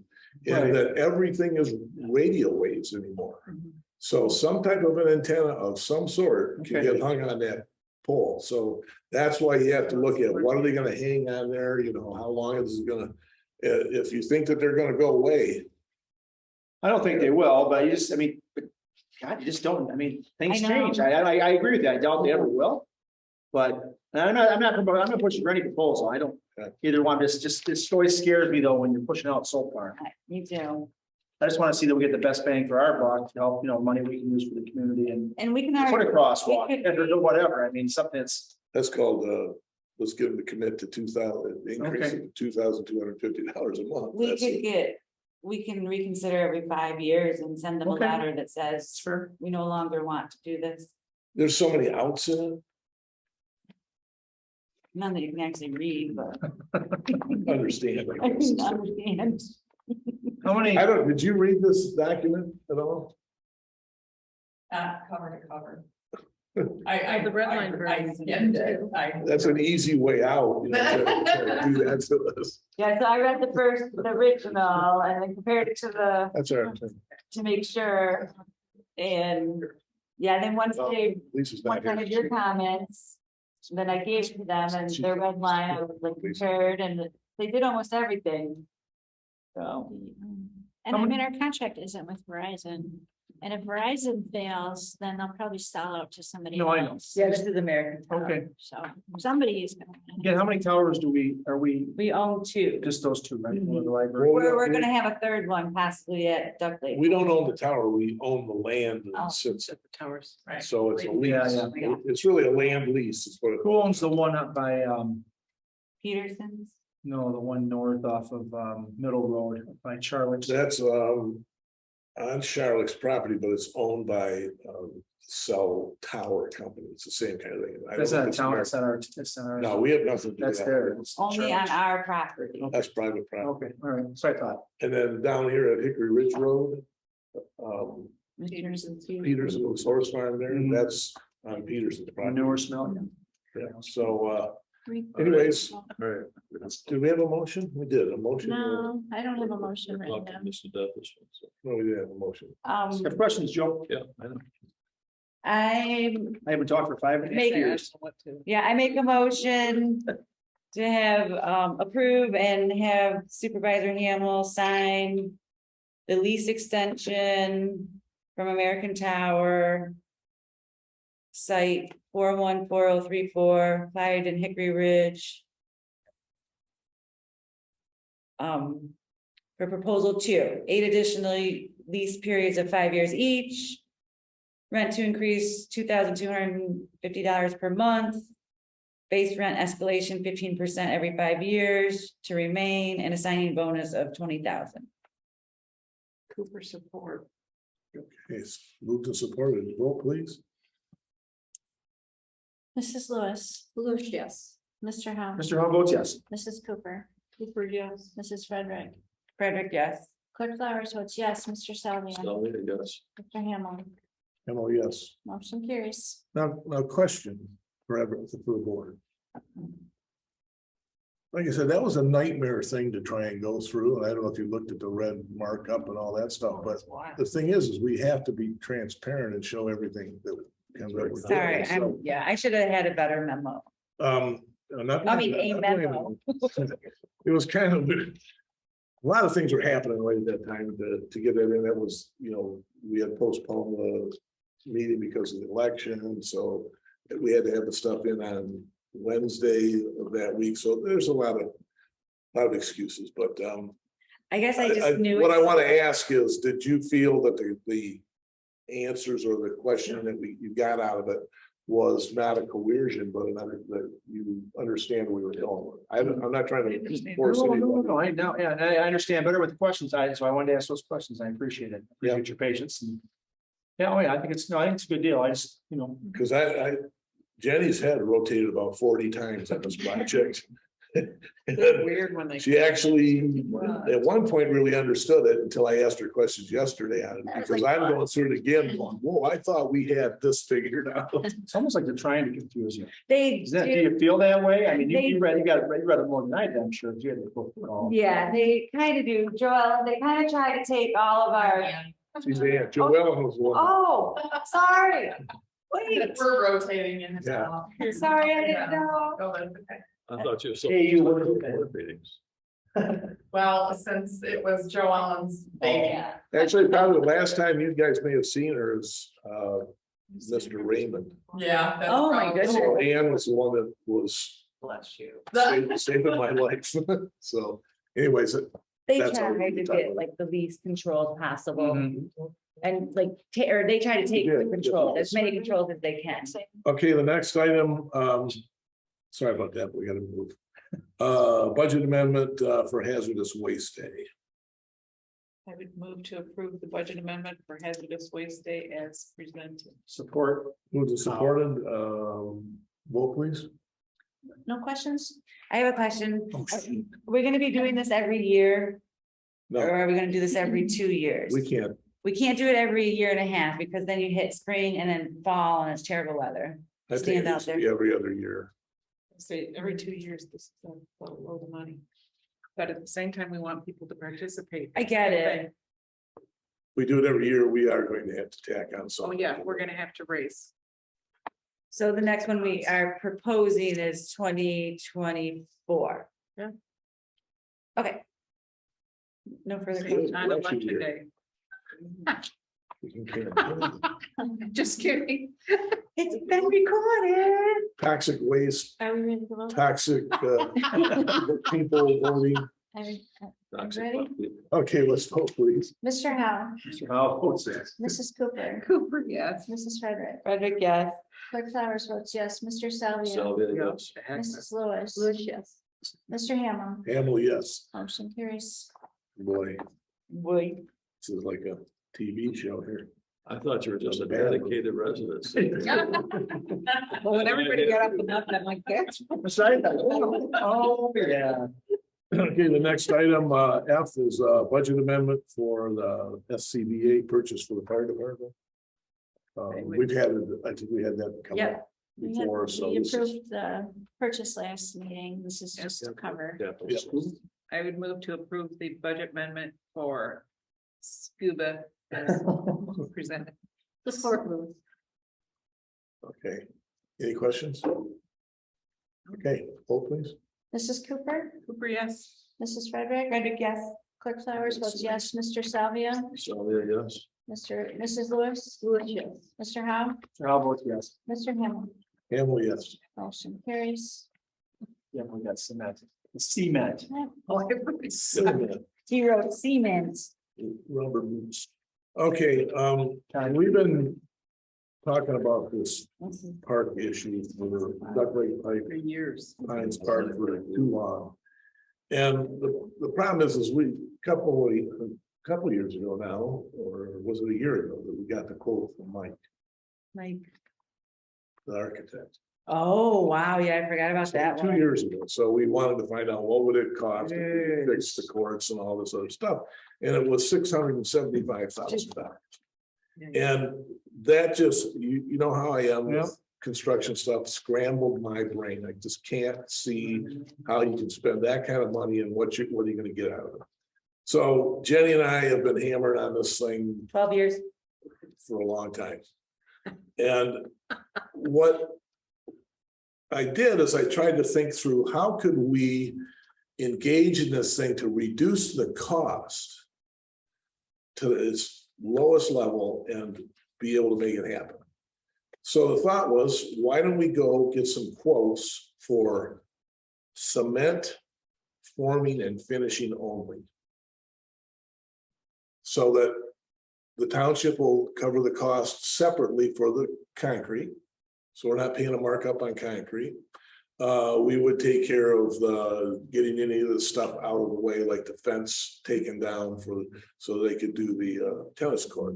Now, I don't know if I talked about this before, but one of the things I found out is there's a new technique they're using where if you've got asphalt and the asphalt is in quote good condition, meaning it can have cracks, it just can't be what they call alligatored, where it's all cracked up, it doesn't work. It means that you have basically a foundation under it that is good. It's stable. So what they're doing is they're pouring cement right on top of the asphalt.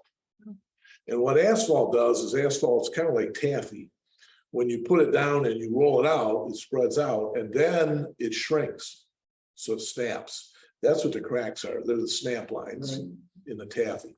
Cement doesn't work that way. Cement expands and contracts, and if it's got weak spots, it will crack that way. But so I talked with Beth Corwin, and at first she went, I had never heard of that. And I said, well, I've seen a number of applications of it. And one of them was they're starting to use it in malls and huge parking lots.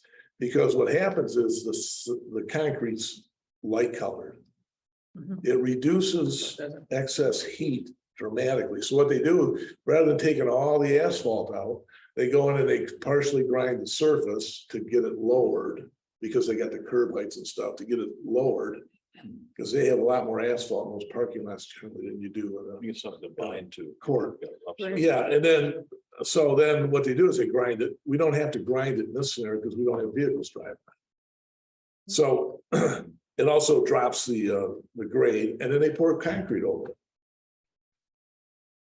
Totally successful, because if you go in and remove the asphalt, you just screwed up the compaction. So now you start all over and you're right where you were at ground zero, and you rarely ever get the compaction back to what it is before you wreck it. So if you've noticed the town hall, a lot of the parking has been ground and there's no gravel shown. That's because the whole thing was supposed to have been dug out and all new gravel put in. Because that's the way the specifications were written. Right. But instead, there's enough the gravel underneath it, which we found even on the sheriff's station. The condition of that is as good as you'll ever get. The compaction is phenomenal, so we just ground down so we can put a new skim coat on. We're not putting concrete on top of it, but it's the same idea. You've got a good base, don't mess with it. So you'll get a longer life out of it, so on and so forth. So anyways, what happened is we went a little bit different than the normal process. We wanted to hire, if we're going to do it this way on a essentially a per square foot basis, we wanted to hire local contractors. We never get it when we go have bids, because it puts them in a position where they either don't want to go through that process to try and be competitive. I don't know what it is. So we put out, we had 4 different companies that we requested bids on, and what we came up with was Cassidy, Randy Wickham, who is up on, his dad lives up on Milford Road, Least Construction, And then, and K&R Concrete. yeah, And so we got 2 quotes back. And what it is there's 8,085 square feet, 3 to 5 inches of concrete. And the reason it's 3 to 5 is because the thing's got a dome shape to it, so you've got to compensate for that. So it's based on square footage, not on thickness. So that's 8,885 square feet. And it turns out that it's $2 a square foot. both quotes. So we put the same number of square foot to all of them, and this quote came back at $2 a square foot. So what it says is the going rate in Highland for this project, I mean, they know it's for the park, is $2 a square foot. When you go online and you look up what is the going rate for finishing only for concrete, it's $2.50 to $4 and something a square foot. So we've got 2 locals that beat the internet range. Now what we have is 2 exact quotes. So what's the, $42,306 For both courts, for both. tennis and basketball. Labor only, Yep, so we still have to purchase the concrete. right. Yeah. oh, so the $2 is, Just them are out there forming it and laying it. And finish it. And that's a high level of finish so that we can put, then we'll also have to get a coating. Yeah. We'll have it painted. That's another whole thing where we'll have to look and put that out for bids, because that's not a standard. Yeah, we have to remove a fence and put it back, and then we'll have to cut poles and put them back. So what happens is, if instead of taking the poles out for the basketball court, they're already embedded in there solid as rock, leave them in there, then we'll cut the poles off and raise them whatever the length is or height is that we need when after the finished concrete stuff to get the 10-foot rib height. So that's another element that Yeah, so this would just be surfacing. And then we'd have to, paint. so how much is the concrete? I didn't even look at that. Yeah. it's based on a cubic yard, so you have to convert cubic yards to square footage times 3 inches. Yeah, 80 square feet, 4 inches deep is 1 cubic. And they're having like a $40 surcharge for every time the truck has to come out for the gas. I can get those. So is this just discussion and then we'll vote next month on the whole package? Good. I mean, I just, this is not the normal way of doing it. Anyway, I'm guilty of never doing things the normal way. What's that? And each one do a separate profit. Or you want just one vendor? Well, one project 16,000, one's 26,000. And I think what it is, I think once we know the concrete price, if you guys are willing to move forward with that, I can try to get the prices. I wouldn't get sealed bids for the painting, but I could, ask for quotes. Just so that we know what we're dealing with. Why don't we decide what company we go with? well, that's a good question. It's not the kind of thing you would expect to, happen to you. I mean, Is there two projects? oh yeah, there's a tennis and a, But we had award one. I don't know, Call them in and tell them to pull one out of the hat. I don't know if they would give us the same price if they're only. So they're both bidding on both projects. Mhm. The irony is that But maybe, one of the respondents is actually our planning commission. oh, Is what? on Kevin the planning Curtis. commission. And I guess, if I were to bias something, I don't know, Kevin, you know that he ran against me a couple of times. But Yeah, well, there we go. I think that anybody that is interested in being a part of the township and the government as he has done, and being on the planning commission, gives them some, to me, it gives them a bias to say, I would recommend going that direction. And I'm sure that he would not cheap us or cheat us out. His face is all over it. So I know in the way for us to sell surplus land, you can waive the application if you had the same exact bid, sealed bids. You can wait, there's 10 ways to waive the application, and one of them is dealings with that person in the past. How have they dealt with the township? So, It's not a conflict of interest of any sort, as he is on a board. if you had a company and, No, I know. Mike Wise that did it all the oh time. yeah, you just wouldn't be able to vote to hire you. Okay, no, that's fair. I just wanted to. Yeah, if it's personal gain, then. Okay. Keep it working there. Do you have any opinion on this? Well, you're required to. Or permitted against the lowest responsible bidder is the criterion. So when they're tied, So, yeah, I don't think I've ever, That's We what- have the that's attorney. what- one of them more considered, would you consider one of them more of a responsible bidder? Based on, I mean, Reliable. the numbers are the same. they're on one is on our planning commission. Highland Township's planning commission. What- Now, here's Is that another, what you mean by? here's another option. Is that we could go to these two. What we do is, and we know it's $2 a square foot, okay, for both to do the exact same thing.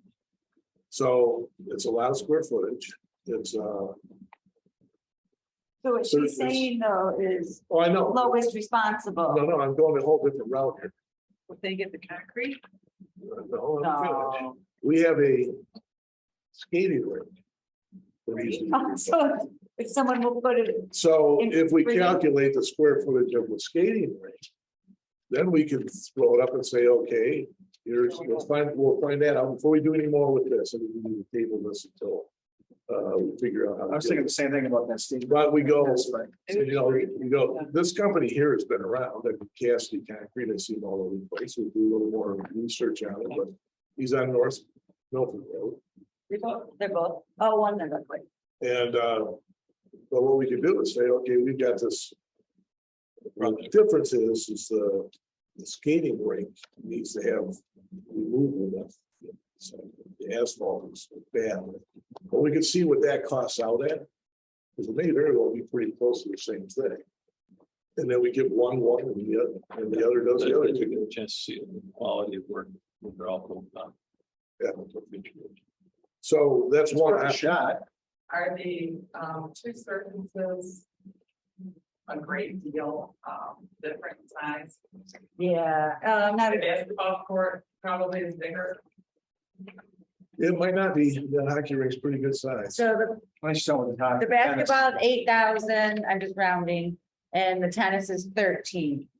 So he's thinking about adding another 8,000 to the 8,000, so they're more equal. And give one to one company and one to the other, Right. right? One does, Not a bad, it's not a bad way to look at it. one does a hockey rink and one does the other two. The other, yeah, the other issue though, is that they may have their economies of scale may be determined by the fact that they were going to do both at a time. Yeah. So. The Yeah, sticky problem. What it really shows me is, wow, man, that's pretty good. If, when they pour something like that, they'll usually pour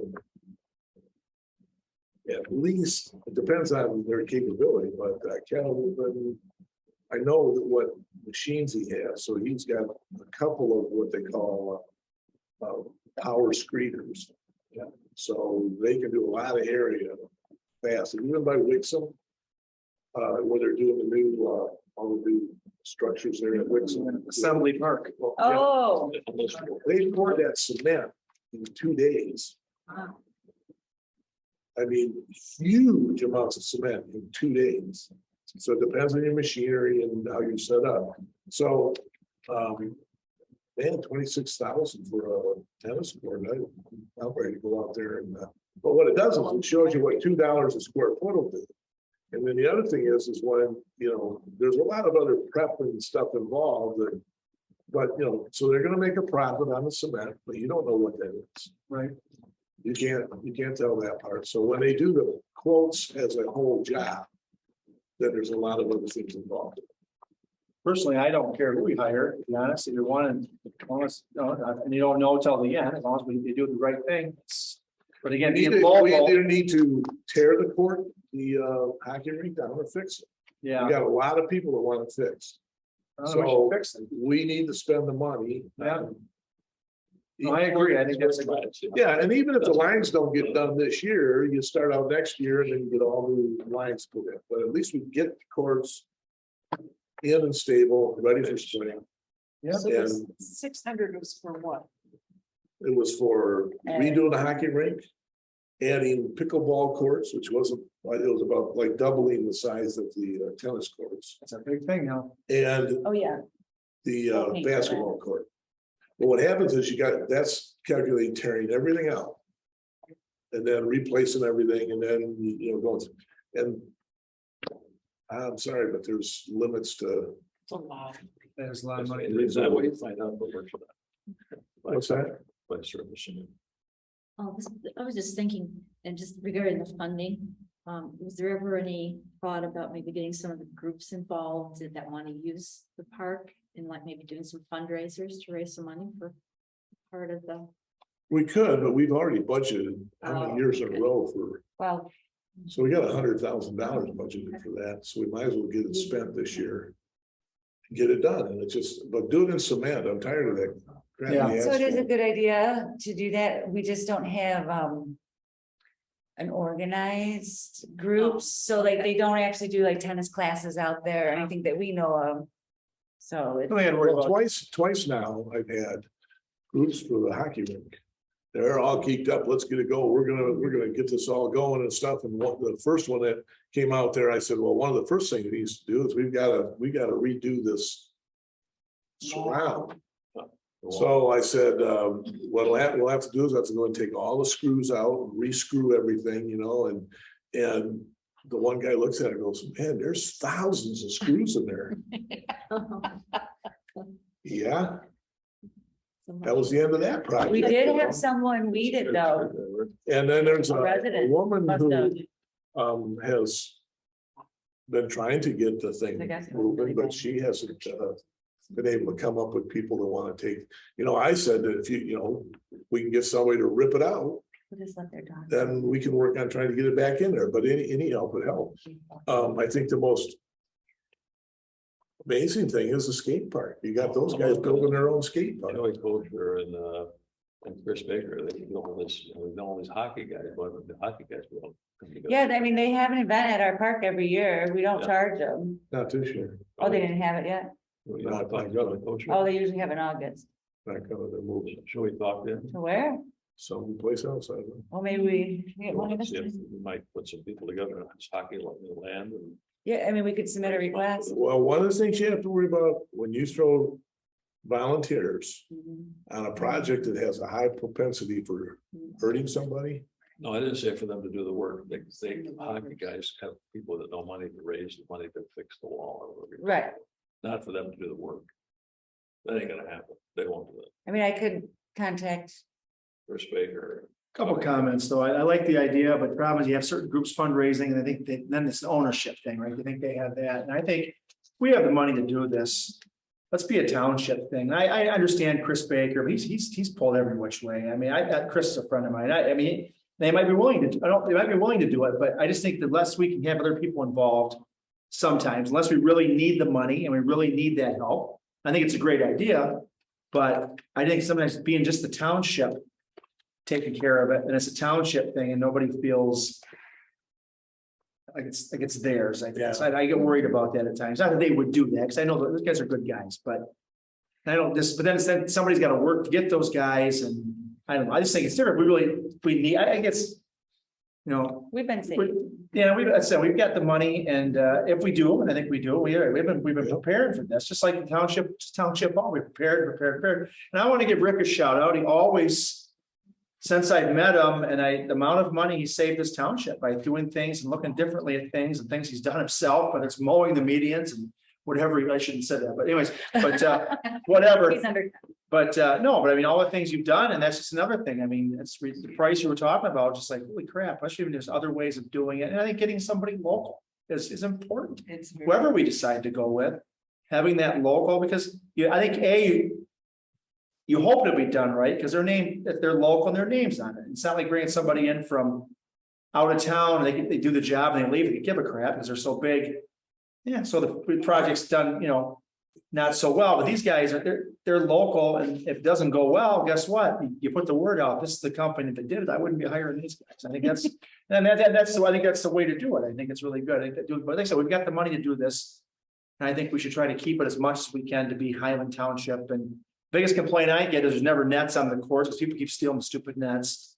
From the basketball. Yes. Is there public comment for this? I know Melissa wanted to ask about it. I'm sorry, didn't mean to interrupt. We're gonna put lights up that shine at her house. No, you're not.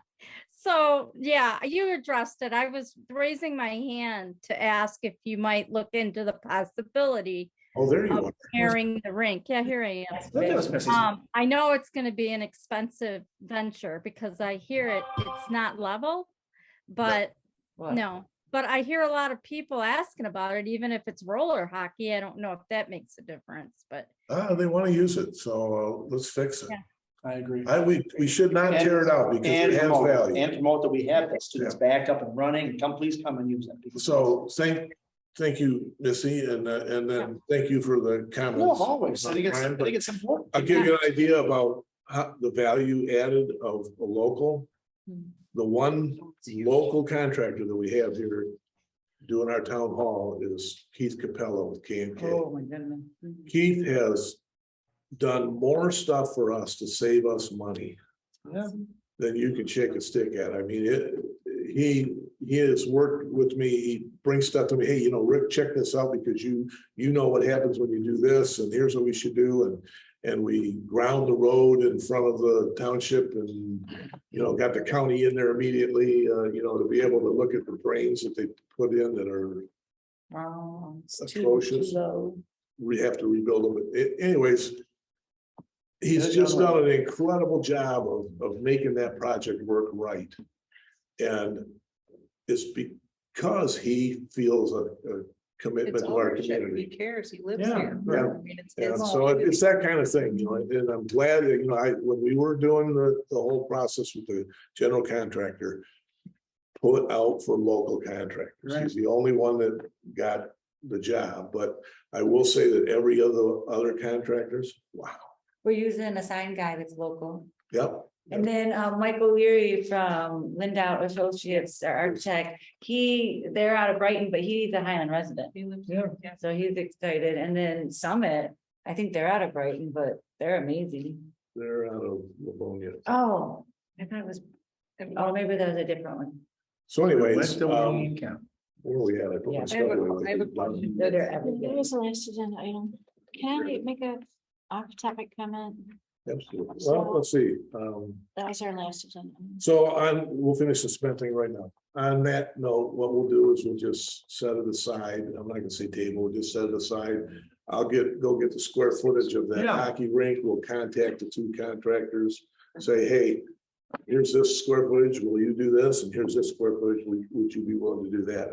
And share that. I think both. of them Some probably- business better not business. Yeah, and that way you're. Well, no, here's our options. We'd love to have you both. And is there any way we can work through this? Yeah, other people see them working, so you get other Yep. visibility. Yep, so we'll do that and we'll bring it back to the table at the next board meeting. Okay, so, Just a point of order, so people are getting confused. We had a gentleman, a resident, email us today saying he had some questions and he wanted us to address his questions in public comment. Oh, I did see that. And that is not what public comment is. Public comment is an option for residents to stand and give their couple minutes on what their opinion is about something. We don't- Questions are handled outside of the meeting. And that's not public comment, that's email. Public Right. comment is in the public. so- Right, Making a comment for public. right. So just So to these clarify, questions can be answered in the township. right, we don't need to do it in public meetings. and that's for, we're on the Zoom, and anybody that's watching that can understand that that's a policy, and that's the way we handle it, so. And one more thing, did I see that last name Dawson? Remember Oh, John, he passed away to, Highland treatment. yeah, I remember he used to come in. He was on one of the boards. Was he on this Yeah. board at one time? DDA board, I thought. Right. Yes, he was. DDA. Yeah, I just wanted to make reference. I read that in Highland Matters. I Couple read it things on somewhere. that. I think I mentioned 3 or 4 weeks ago, I ran into about the people, parking out in the place where the septic running up there. And thinking, I gotta watch this. I'll talk with them. Then I got a call from Al Blackford, who wanted to do the military honors. Well, I didn't ask who it was. And it was just Saturday. I said, maybe I'll put my uniform on and do silent watch. When I walked in, it's his family and all that, and I've been to this place.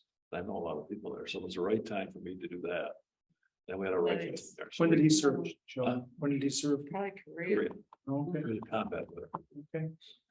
So interesting timeline to see that all unfold. So Yep, I just wanted to make mention. I just Yeah. said that. I didn't know. I only met him a couple times. So- John was great to work with. okay, so on that note, I'm gonna call them. Is that a hand raise or just the hair fix? Oh, no. Meeting adjourned. Thank I you, looked over everybody. and all I saw was a meat fish. very gentle. Yeah. No special meetings in the next 2 weeks. I'm in Poland.